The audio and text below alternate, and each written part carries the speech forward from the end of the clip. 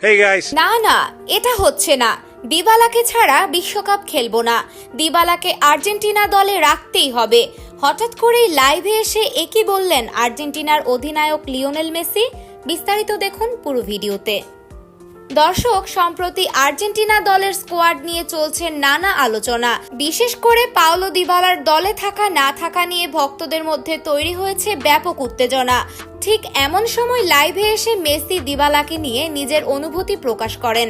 Messi বলেন, দিবালাকে ছাড়া বিশ্বকাপ খেলতে চাই না। সে দলের খুব গুরুত্বপূর্ণ একজন খেলোয়াড়, তাকে আর্জেন্টিনা দলে রাখতেই হবে।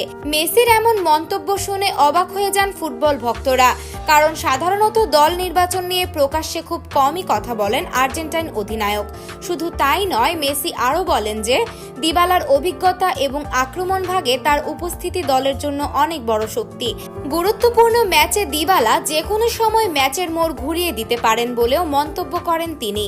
মেসির এই বক্তব্য সামাজিক যোগাযোগ মাধ্যমেও মুহূর্তেই ভাইরাল হয়ে যায়। আর্জেন্টিনার সমর্থকরাও দিবালাকে দলে রাখার দাবিতে সরব হয়ে উঠেছেন। এখন দেখার বিষয় শেষ পর্যন্ত বিশ্বকাপ স্কোয়াডে দিবালাকে রাখা হয় কিনা।